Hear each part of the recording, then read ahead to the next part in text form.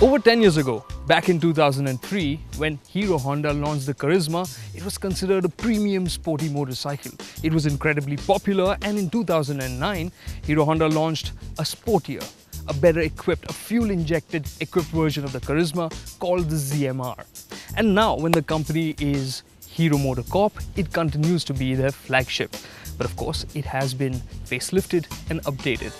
So we're going to hop on for a ride to see how the ZMR does in 2014.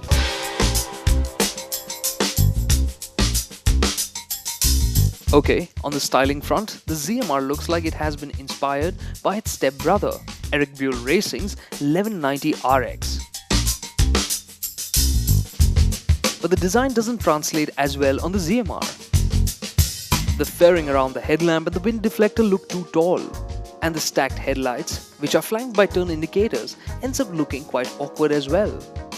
Thankfully, the 15-litre tank has been carried over, and while the engine fairing is new, it is tightly skinned, which makes the ZMR look lighter. The similarity to EBR's RX appears again in the tail section, which sweeps upward and ends in a pointed tip, with the tail lamp hung below. Okay, there's no doubt about it, it's not a very pretty looking motorcycle, but we have to put things in perspective, and for that I will have to remind you of the pre-facelift Karizma ZMR. So when you compare this to that, you realize that Hero has actually taken a big step forward with the ZMR's design. And the other good news is that this is still a very nice, well-made motorcycle. Look closely and you'll find much to appreciate about the ZMR, like the soft palm grips, the seat cover for the split seat, the paint finish and the grip pads on the tank. The ZMR's large digital instrument cluster is familiar, but it now has a blue backlight and it is as chatty as ever. Sure, it does show a lot of information, but the real-time fuel efficiency indicator can be quite erratic. So I miss having an engine kill switch and a gear position indicator, but these are small things. The bigger things that really matter are the things we'll come to know on the road.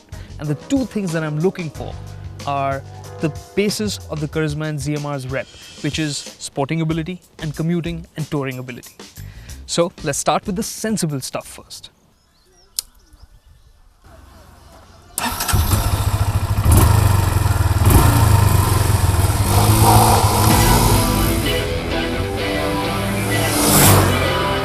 The ZMR carries over the tried and tested 223cc fuel-injected oil and air-cooled engine. However, its 20 bhp of power at 8000 rpm and 2 kg of torque at 6500 rpm are higher than before. For regular usage, you will rarely have to rev up this torquey motor. The light action of the clutch and the smooth 5-speed gearbox add to its easygoing nature. This engine is really quite apt for commuting and touring duties because it's got great low and mid-range responsiveness, so you don't need to whack it open to get it going. Very easygoing and relaxed that way, and you can cruise at 90 to 100 km an hour in fifth gear, nice and easy. What also makes it more attractive now is the fact that fuel efficiency has gotten that little bit better. The Karizma ZMR now delivers 38.6 km per litre in the city, as compared to an earlier 37.4. And it manages 42.7 km per litre out on the highway. Spending many kilometers in the saddle will also be enjoyable, as the front telescopic forks and the dual shocks at the rear are tuned to soak up our roads. The well-cushioned saddle makes long distances more enjoyable too. But the seating position is a bit sporty, as you have to lean forward onto the clip-on handlebars. This can feel a bit tiring when stuck in slow-moving traffic or when you're spending many long kilometers in the saddle. But that should help on another front. We're going to shift focus now and see whether this Fed motorcycle can deliver on its sporty image or not. Interestingly, the ZMR is now lighter by 2 kg. And while it still uses 18-inch rims, it has a wider 120/80 MRF at the rear. Braking duties are handled by a 276mm disc at the front and a 240mm disc at the rear. While the front brake offers good bite, the feel of the lever is a bit wooden. The regular telescopic forks and dual shocks seem a bit ordinary for a sports-oriented motorcycle. But when you hit the twisties, the ZMR doesn't feel outdated.